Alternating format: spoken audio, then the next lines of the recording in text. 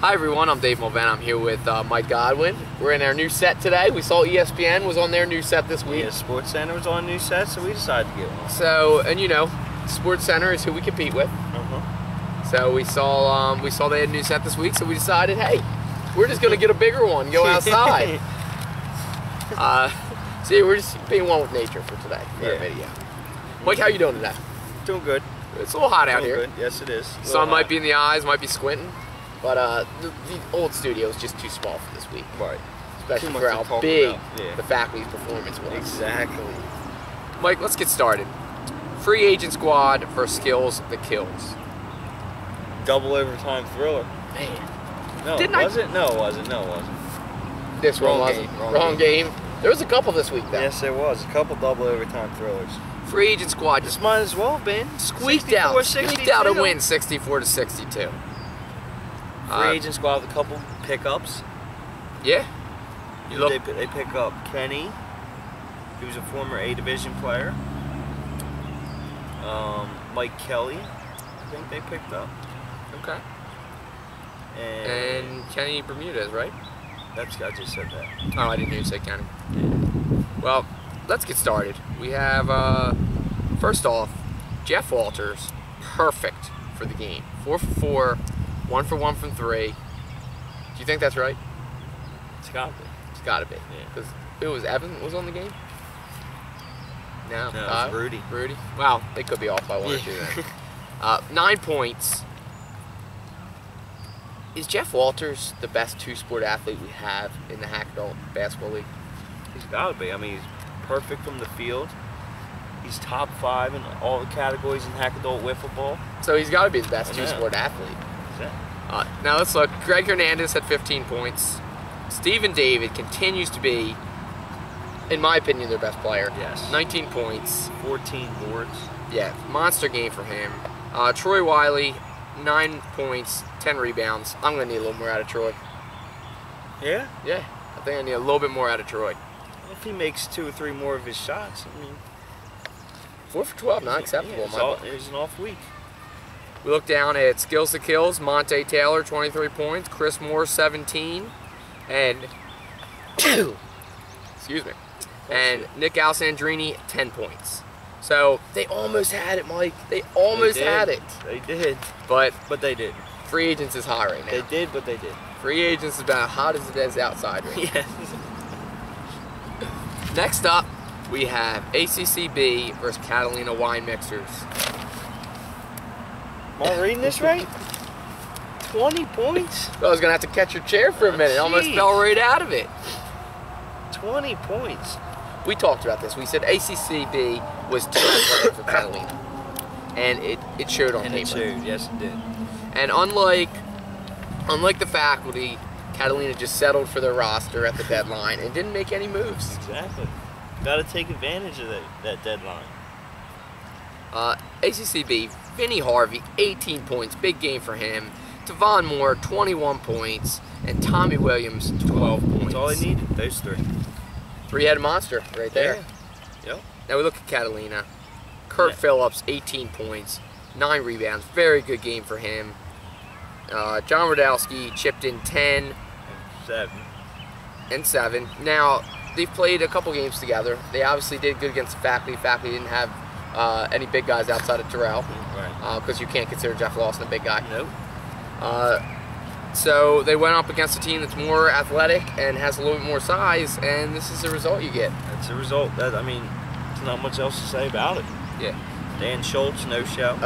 Dan, 1 for 8 from the floor, 0 for 4 from the three-point line, and he's not here to defend himself. So I'm going to leave it at that. I'm just going to read his stat line. But yeah, ACCB, I think you have to rank them. If you're not taking into account the faculty, I think you have to rank them at number 2 right now. Really? I still have Delaware at number 1, even though J-Squad beat them this week. Delaware didn't have their players. And Delaware played with 4, and we'll get to that in a little bit. But right now, I have ACC in my number 2 spot. Just because they're playing great basketball. They're playing great basketball. Next up, Mike, in the game that caused all kinds of controversy on Facebook. You know, that's why we love this league. Everyone because of just that. airing it out on Facebook about the faculty's pickups. Exactly. You know what? I said this in the preview video, and Scooty Randall was flying under the radar because everyone was talking about Turk.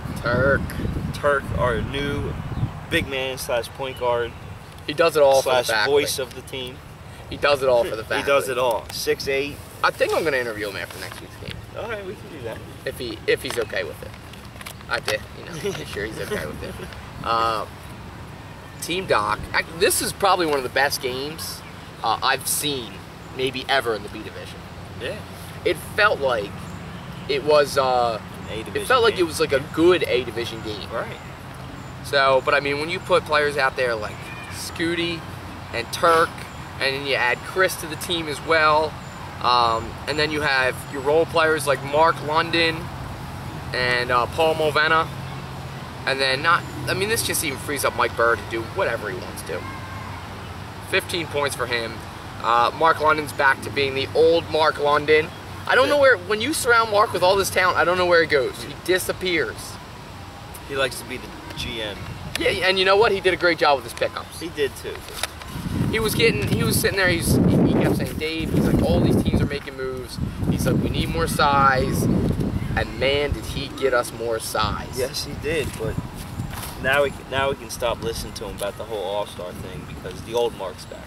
Yeah, so I think even if he's efficiency eligible, I think we still just have to sit down with him and say, Mark, I'm sorry, but no. The old Mark is back. We just have to sit down, little reality check for Mark. Right. But we look at Team Doc.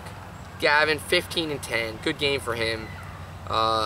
We get to Mike Jones. I know I mentioned it on our preview video, but hurt the Achilles. I haven't talked to him since then, but you hate to see a player go down, any player, and we hope he has a wish him a speedy recovery, and look forward to seeing him back on the court as soon as he's better. Dave Henninger, 10 points, 12 rebounds. The big guys for the faculty were able to really limit Dave Henninger. Dave Henninger, to an if extent, we didn't have them, Dave Henninger would have had his way with the faculty this week. You're exactly right, but do they get him the ball enough? No, absolutely the guy not. is 6'10", 6'9"? I was watching the video, and a lot of his points are off of like putbacks. Right, yeah. They need to run an offense through him. When he used to play in the Blue Devils, almost every time down the court, he would touch the ball. Sit at the free throw line. He doesn't have to shoot it, but I'd work the ball through him and suck the defense in, and then you get your shoes open rather than shooting contested shots. Yeah. Because we know Team Doc can shoot. If Team Doc played a smarter basketball game, they would have won this. They would have won this game. Exactly. I believe so. Now we look. And the faculty is just—they're a team that took advantage. We've been talking about that deadline. They took advantage of it. Took advantage of the roster deadline. And now everyone hates us.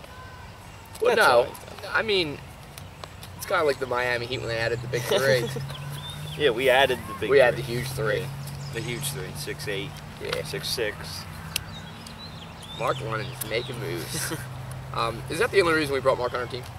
Yeah, because we knew eventually he would get back to his old self. Yeah. We just needed someone to pick up for his slack. Now, Dave Henninger, I want to talk on him one more time.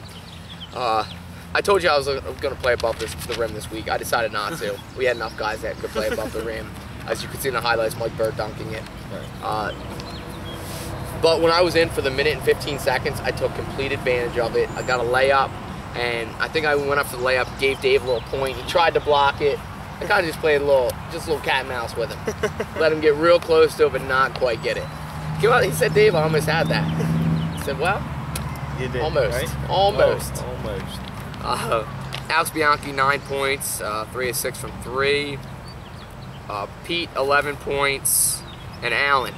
Our goal going into this game was to somehow slow down Allen.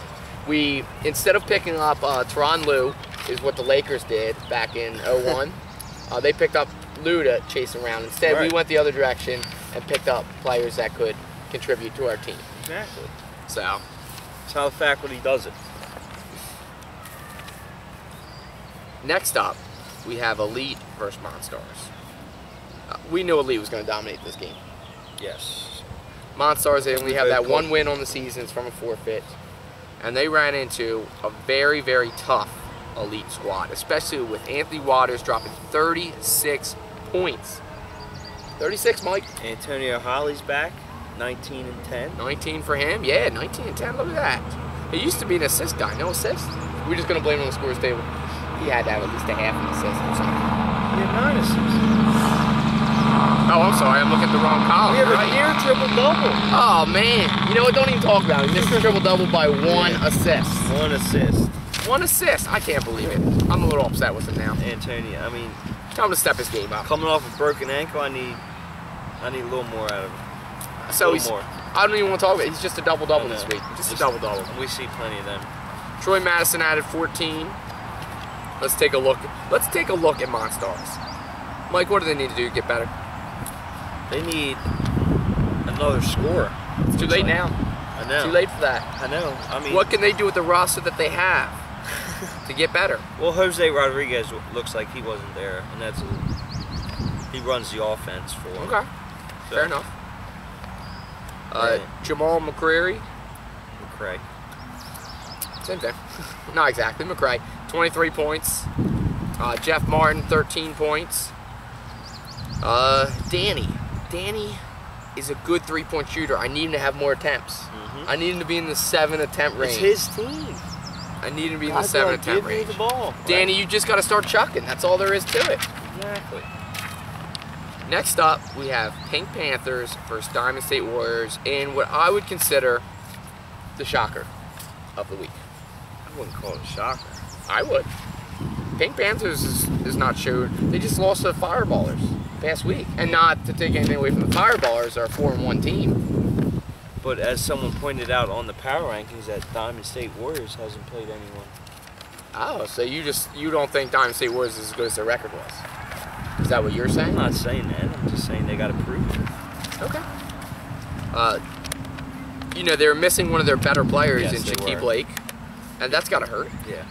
I think that's at least 15 points.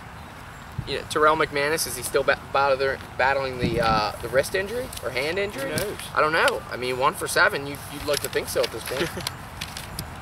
And Denzel Wright, 16 points for them. So we look at Pink Panthers. Will Boucher, 14 points. 14 and 11 rebounds. Eric Williams, 12 points, 8 rebounds. Skylar Harvey, 10 points. McLucas, 9 points, 13 rebounds. Now we know Joe was watching game film this past week. Yes. Do you think it helped him? Yeah. 9 rebounds? It looks like it. It looks like he had the team ready and they knew what they needed to do to beat the Warriors. They had 5 guys there and 5 guys stepped up, looks like. So that's a huge win for Pink Panthers. Whether it was rebounds, points, someone stepped up in every category. Now, Pink Panthers, last week I think they lost like 32-31 or 33-32, something like that. This week, so I'm gonna say, okay, their offense was bad last week, but they got a little better on defense this week, or a little better on offense this week, right? The Pink Panthers did better on offense this week. Yes, they did. But their defense is still one of the top defenses in the league, holding a team to 38 points. Got to credit their defense for that. As we said, but though, Diamond State Warriors was missing their best scorer. True. So true. But that's a what if your team is your team. We don't like what if questions. Your team is who shows up on the floor. Yeah, right. Exactly. Next up, we have Refuse to Lose, who's still searching for that first win of the season versus Untouchables. They just keep refusing to win. Do they not? I mean, no, I can't argue with you there. They did get Mark Perkins back. And they didn't have Hunter Craman, who they definitely could have used his size against the Untouchables. The Untouchables is a big team. Yes, they are. But outside of Mark Perkins, I'm not seeing a lot of offense at all. Darrell Harris, 3 of 14, 1 of 5 from the three-point line. Do you think he's trying to do too much? No. You think he needs to do more? Yes. He's the only one that's proven he can be a consistent scorer. He's an A-Division player. Yeah. But he's playing at a B-Division level. He's played in the A-Division a long time in this league. Long time. And you know what? I'm hard on him because of my expectations for him. Yeah. That's all it is. Berto Rivera, tough game. Yeah. 1 for 15. Tyler Malik, 3 of 9. Yeah. Rashad Davis, 2 of 6. So they just, you know. Maybe they should have just gave the ball to Mark the whole game. Yeah, maybe that needs to be their strategy from now on. Just go through Mark every play. Yeah, they shoot about 50 or so times. Maybe Mark should have shot all 50 times. Or at least like 47, 48 of them. Yeah. Now we look at the untouchables. Dave Armstrong, 10 points and 11 rebounds. Sean Mock, 12 points, 14 rebounds. Beasts on the boards. These two are my beasts of the boards for this week. We just had a guy that had 13 rebounds last game. Yeah, but I chose these two as my beasts of the boards. Okay. It's my award. I get the Yeah, no one cares about that. I guarantee they're gonna make something up that says I got beasts of the boards this week. Probably not. Rodney Bond, 14 points. Jimmy Dempsey, 12 points. Now this is a well-rounded team Yes, effort. it is. Yes, it is. Everyone except for 4 And players that's without in double Dan figures. Salfis. Do you think Dan's holding this team back? Yeah. Too many fadeaway jump shots. Too many of them. There's never enough of them. No, they have to limit him to at least 2 a game. Only 2. Next up, we have Heat Check versus Fireballers. Mike, is Heat Check starting to turn the corner? No. All right. Fair enough. Because they still lost. Yeah, but it was close. So what? That doesn't matter. A loss is a loss. Rob Brown for Heat Check, 19 points. Big pickup though. He's a good player. Did we see the point guard? Yes, he's a good point guard. Phil Clark, 13 points. Phil Jackson, 10 points, 6 rebounds, but 4 of 12 from the floor. I'm going to need him to shoot a higher percentage. Yeah. Nick Klein, 16 points. Big game. Big 16 game and for 12 him. for Nick. There you go. He actually came off the floor and said, "Is that a good enough game for you, Mike?" I said, I mean, I guess. He could have got 4 more points. They would have 4 more won. points and they would have won. Or even just 2 more in regulation, right? Yeah. Overtime thriller. Double overtime thriller. Now, you look at Rudy Enriquez. He played in this game, didn't he? Yeah, he got in. He was giving me a hard time. I only played a minute and 15. And I still had 2 points. So if he played more than a minute and 15, I expect him to show up a little bit more in the stat sheet. Shot attempt. Does Rudy need to be more aggressive? Yes. Yeah, especially this week against the faculty. Well, Rudy doesn't want any part of the faculty. I know. He'll be hurt this week, I think. You think he'll be lingering injuries? Yeah, lingering injury this week. He got hit in the eye last week and might not be able to see out of it this week. He turned in the injury report. He had himself listed as doubtful with 17 injuries. His ribs, just his doubtful, eye, just yeah. doubtful. So he didn't rule himself out yet, but the injury report was a page long. No joke. So we're hoping he can get back in there this week, or maybe just take this week off and get healthy. Yeah, that'd probably be a good idea. But Now, J.P. Hurley, who am I? Right? not a doctor, that's for sure. Exactly. J.P. Hurley, 19 points.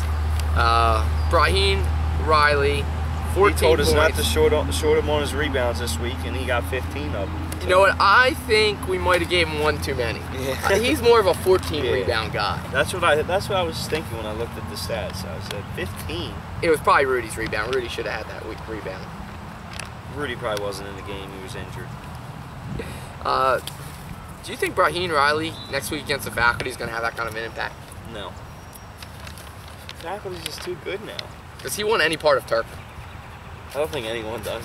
No. Everyone's scared of Turk. I even get a little nervous. Playing with him. That's one of the reasons I stayed out of the Turk. Just, unless Turk said, Dave, go ahead in. Yeah. I wasn't going to go in. And then Jaleel Dillard, 19 points, 1 dunk. Does Jaleel need to get his dunks up? Yes. For them to be a good team in this league, he's got to dunk It just at gets least. it gets the crowd fired He needs up. to dunk at least You get 7 or 8 Brandon on the times. side going, Yeah. pumping Yep. up the crowd. He needs at least 7 or 8 dunks. So, do you think he's going to get them this week? No. Is he going to dunk on the faculty? No.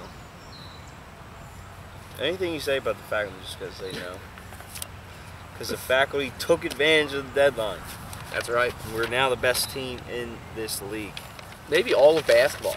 Probably the best team in the Yeah. A division too if we moved up. Yeah. Absolutely. We might just have to go and just start playing, like, what do you think, college, NBA type teams? Yeah. Go on tour? What's next? The sky's the limit with this team. Well, Sky's the limit. actually, I don't think there is a limit. Limitless. Limitless. The faculty are limitless with their options right now. Next up, I don't know how we ended up talking faculty during the We always end up. hardball, but, you know, it always just seems to come around to them. Next up, we have Delaware versus J Squad. Mike, I don't even want to talk about this game. Me either. It just upsets me. Delaware only shows up with 4 players when they have an undefeated streak on the line. And it's against the defending champ. Do you think it was mind games with J Squad? No. Are you sure? No. Well, I would want to show up and beat this team. But what if they're like, you know, if we're gonna lose to J Squad, because I already predicted them to lose to J Squad, I think. Actually, I probably didn't. I probably picked Delaware to win. I know you. No, I picked J Squad to win because I said Delaware was gonna lose 1 game this season, and it was gonna be this week. Go back and check. Guarantee. No. Go back and check the footage. They almost lost. I never get a prediction. Delaware almost won with 4 players. Well, you can't expect J Squad to get up for a game when they're playing against 4 guys. That's hard to do. You're just like, there's only 4 guys over there. Yeah. You know? Mm-hmm. So, I'm upset with Delaware. They shortchanged J Squad and the league from a great game. Exactly. Not happy about it. Not happy. Not even much. I mean, Sam Gorian 17 rebounds, but it was in a loss. Can't really say much else about that. Tom Walsh 19, In a loss. Ben 10. In a loss. Now we look at J Squad. You know, Martin with 14 points, JD with 10. And 16 rebounds. I thought we were Jeez. going to talk about this guy. Yeah, well, Ted only 2 points. I saw Ted on the sidelines. He actually was practicing his sand tosses on the sidelines. So thanks, Ted. I had to clean up a big mess of sand. Like, at least put a towel under yourself next time when you're tossing sand. It's one thing when you're doing it going into the game, but when you just go and just do it on the sidelines, I don't know. He knows, man. And that guy. Next up, Anything can happen with that guy. you just never know. Yeah, Just never know with Ted. Next up, we have Fighting Mongooses versus Hog Mob. Hog Mob completely dominated this game. We had Fighting Mongooses getting double techs. I don't even think it was because they were that upset. I think they just were done with the game and they just wanted to be kicked out. They didn't want to be allowed back in. It was that bad. You look at Dave Sadowski, 10 points. I think 9 of them came in garbage time. Oh, he's a garbage scorer. I don't even want to talk about him anymore. Garbage time scorer. Well, I mean, you see David do that in the wiffle ball league. When his team's up by 20, even though they haven't been, they probably never will be. He's the one up there trying to swing for the fences with a 4-0 count. He's like, oh no, let's keep playing. Throw me a good pitch here. He's never seen a pitch at 4-0 that he didn't like. Yeah. Never. And 5 balls That would be a walk. yeah. So in case our viewers don't know the rules of wiffle ball. That guy, I mean, he's a garbage time scorer. He's a garbage talker. You look at the Church brothers. Great game for them. 16 for Darren. And where's Lamore? Oh, no, I take that back. Only 2 points from Lamore. Not a great game. He didn't need to score. Yeah, but you expect Jordan Morgan decided he wanted to score. Jordan Morgan had 17. So, Mike, Fighting Mongooses, you have Jeff Irons, 18 points. Outside of him, nothing. So, Didn't take advantage of the deadline. nope. All right. The moral of the story in this show was take advantage of the roster deadline. Well, the roster deadline is probably the most exciting thing in sports, as I think I said on the preview video. Yeah, it is. I mean, The most, like, I can't it's better think than the of NBA draft. It's better than any trade deadline in any other sports. The roster deadline. It's huge. I can't think of anything else. And there's always big moves. Right. Like, trade deadline comes and goes. You don't know if there's going to be a big move. Exactly. But the roster There's deadline... always rumors in the trade deadline. There's no rumors in the roster deadline. It's just moves being made. That's it. Yep. You're sitting in the, as GMs, you're just sitting in that room just Yep. making phone calls. Yep. Like, Mark London, I don't think he worked, last week I don't think he worked a minute. I think he just sat in the office the whole day, Talking. just calling, texting. Yep. He'd come in, he'd give me an update. He'd like, Dave, I found somebody who's 6'6.5". I was like, not big enough, Mark. Get back to the drawing board. So he brought in Turk, 6'8". Yeah. And then he gave me somebody else. He said, hey, Dave, this guy's 6'6". I'm like, can he shoot threes? He said, no. I said, back to the drawing board. So eventually, he found us Scooty, Scooty and Turk, and Christopher Laws. Great addition. He'll take Mark's spot in the starting lineup. Yes, he will. Very, very soon. So Mark's all about just replacing himself. Yes, he is. All right, thanks for checking us out this week. We'll see everyone on Sunday. Anything for you, Mike? Nope, nothing.